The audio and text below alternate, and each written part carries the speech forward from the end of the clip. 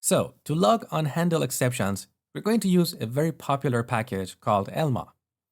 In Package Manager console, install package Elma.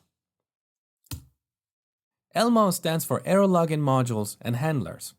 The way it works is that it plugs into the request processing pipeline, and if there is an unhandled exception, it will grab its details and store it. By default, it stores these details in the memory, but with a small configuration, you can have it store exceptions in different kinds of databases. Now let's see this in action. Back to the browser, I'm going to go to home/about to throw an exception.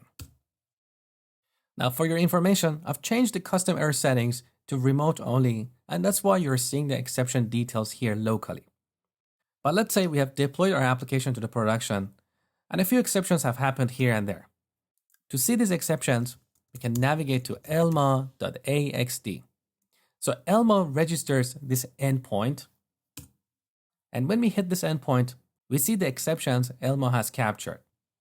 So we can see the host, the type of the exception, the error message, the user who got that exception, as well as date and time.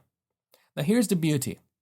If we click on this link, details, we see a page that simulates the yellow screen of death. So we can see the exception message as well as the stack trace. In this case, I can see that this exception happened in the About action in Home Controller on line 19. And if we scroll down, we can see server variables at the time the exception happened.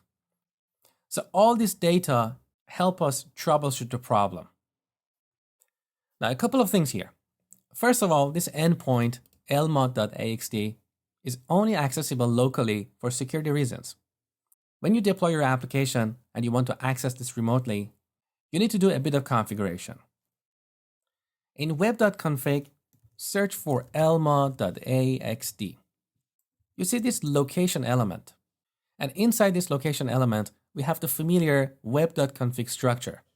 So we have system.web. Inside system.web, we have HTTP handlers.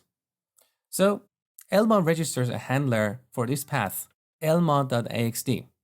So when we hit that endpoint, this class, error log page factory, is executed. This class is essentially an HTTP handler, and it's similar to an action in MVC. But unlike an action, it's not part of a framework. It's a class with one method that gets the request and returns a response. And it's a very low-level way of processing requests. And these days, having frameworks like MVC, you don't really need to create HTTP handlers unless you want to create a framework. So moving on, we have this section, authorization. I'm going to take this out of the comment. Now with this code, we are authorizing anyone who is in the admin role to access this endpoint. And we are denying all other users. We can also change this to users. So if there are specific users who can access that endpoint, we can add them here. For example, admin@vidly.com, comma, other users. Now, when we save web.config, our web application is restarted. And because by default, Elma stores exception details in memory, our log will be cleared. So when we get back here, look, there are no exceptions. So have a look at the Elma documentation to find the configuration you need to add to store the exception details in SQL Server. Elma also has a few other useful features. For example, you can configure it to send emails when it logs exceptions. But I leave all this to you as additional reading. So remember Elma? Use it, it's a great tool.